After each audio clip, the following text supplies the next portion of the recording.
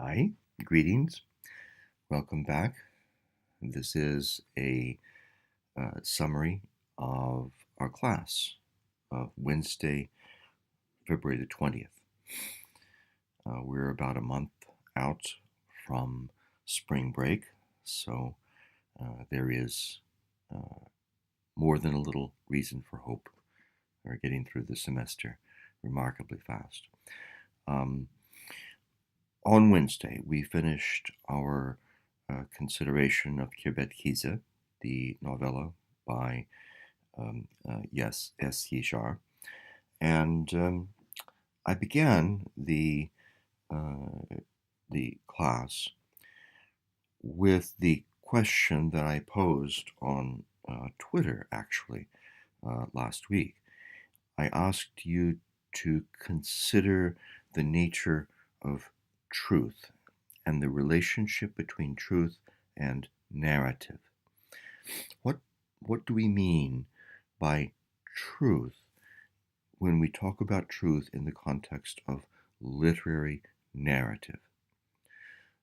Put another way, what does it mean for a literary artist, um, a writer of short stories, a poet, a playwright? What does it mean for a writer of serious literary fiction to tell the truth?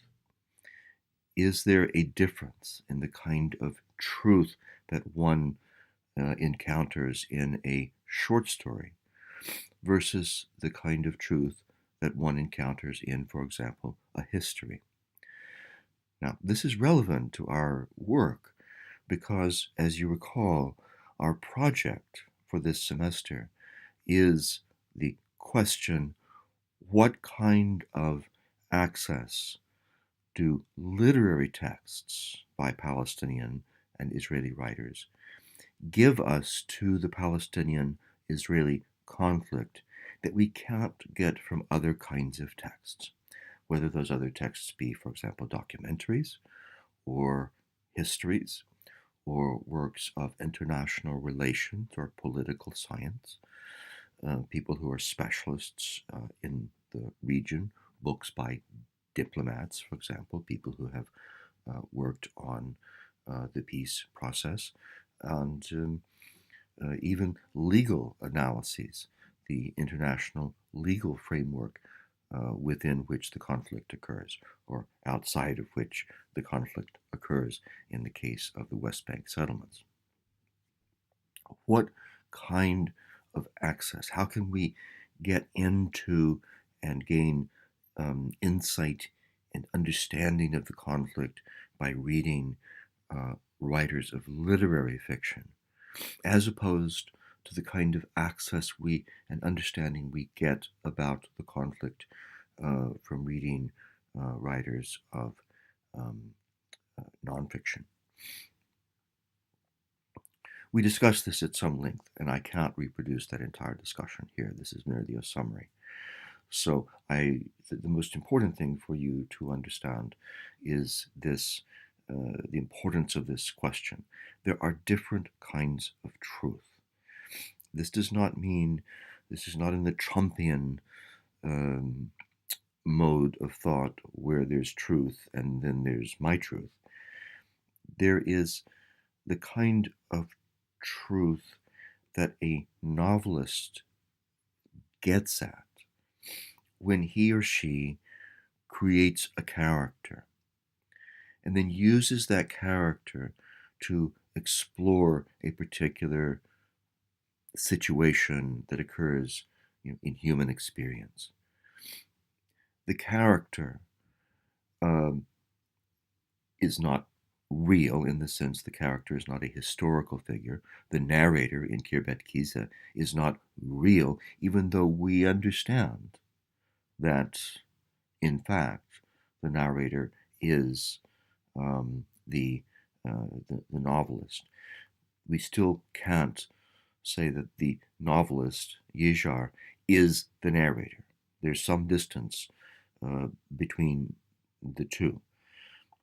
Everything that Yizhar relates in the novella we cannot guarantee is historically true. But there's a deeper kind of truth. And let's take as an example. You know, I said yesterday in the lecture, there's really not that much that happens in this novella, in this story. Uh, a unit of soldiers clears the uh, remaining residents from a small Palestinian village in 1948. That's about all that happens. I mean, there's some minor action around that, but that's what happens. The larger and more important part of the novella is the narrator's descriptions of the scenes, and the narrator's accounting for and attempting to reproduce in language his own soul's conflict about what he is expected to do as a soldier and what his sense of right and justice tells him is the right thing, wrong thing to do. Yejar is attempting to capture the nuance here of human experience, the nuance of human moral conflict within the self.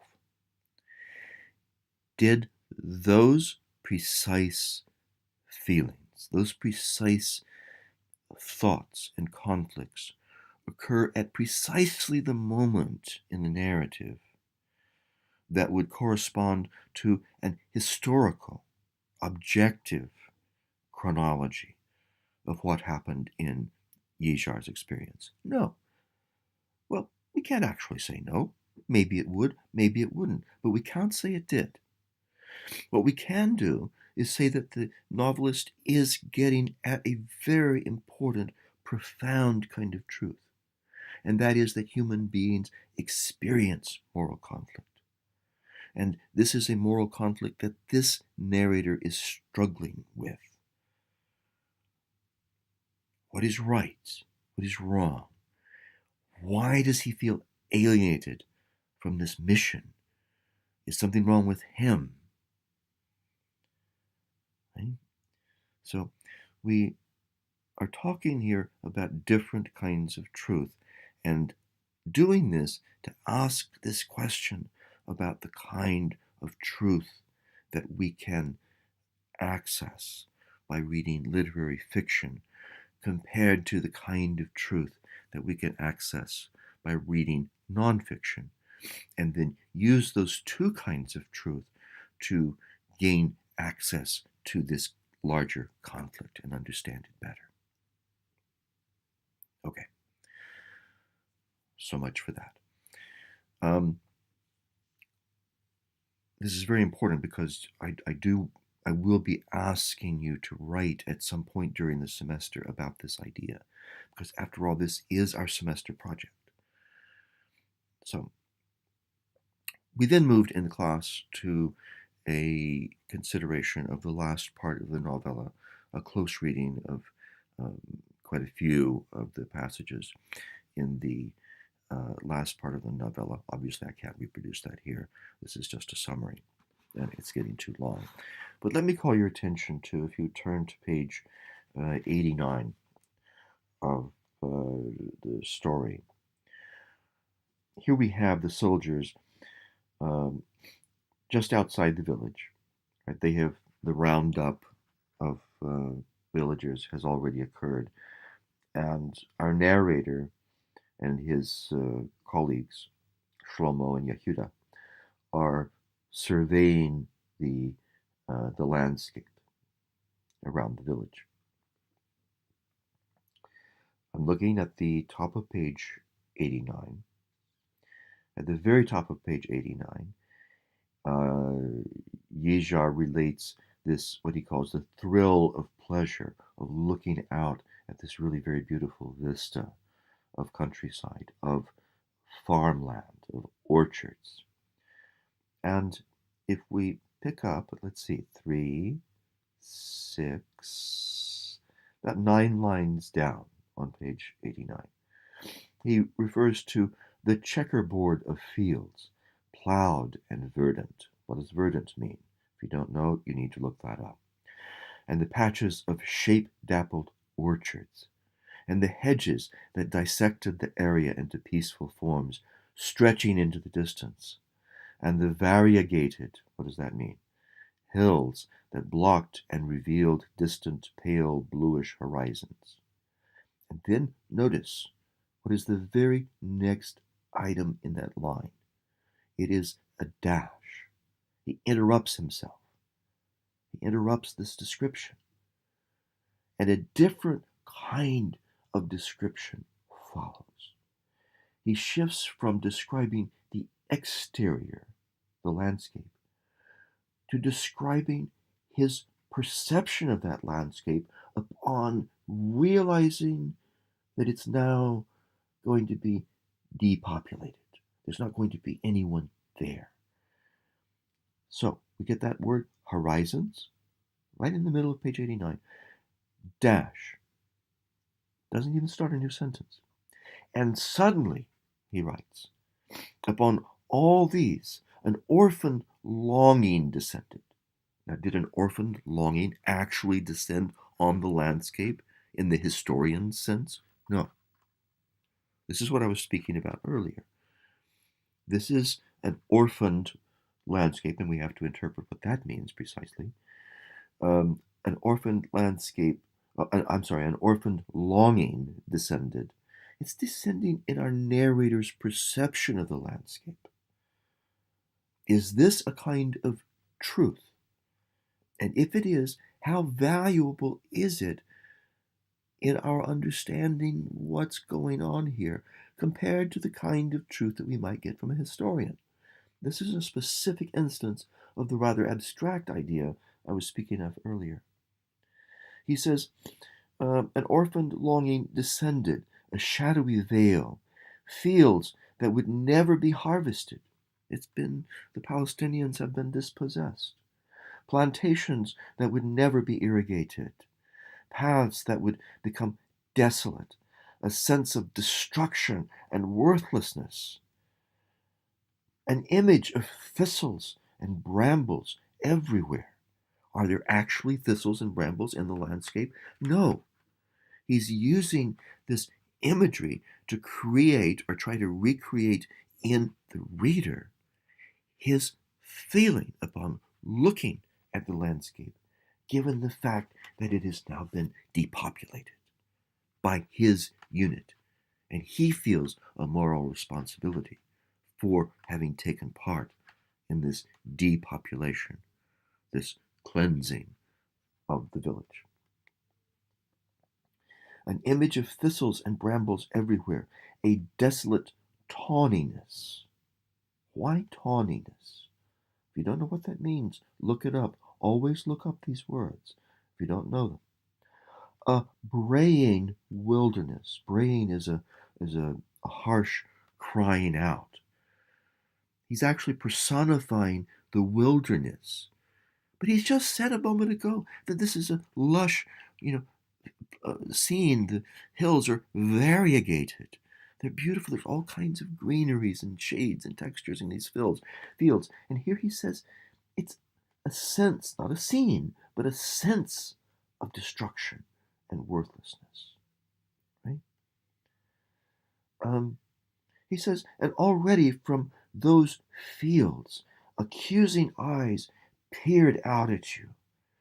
That silent accusatory look, as of a reproachful animal, staring and following you. So there was no refuge. And that ends the paragraph. That ends the passage. Are there actual eyes, accusatory eyes, actually in that landscape? Factually in that landscape, staring back at the narrator? No. But his moral imagination causes him to see in his mind's eye, in his moral imagination's eye, these accusatory looks. And what is that accusation? The accusation is that you have ripped our lives apart. You have pulled us out of our homes, not just our own homes, but homes and land that we have occupied for centuries and centuries and centuries. And we're a powerless people, but what we can do is look at you with accusatory eyes. We can infer from this that he feels a great deal of guilt. When one feels that one is being looked at with an accusation, it is inference. We can infer from that there is a feeling of guilt on the part of the perceiver of the accused looks. Okay, so we went through a number of passages like that yesterday, and you should look for other passages throughout the novella where different kinds of truth are explored. Truth in the out there, objective truth. The village looked like this and this. But then the kind of truth that describes the perceptions of the narrator, the feelings, the conflictedness of the narrator. Right? All right, we'll stop here. Thank you very much. Be sure to look at Blackboard for pending assignments, and we will see you back here next time. Thank you for watching. Take care. Bye-bye.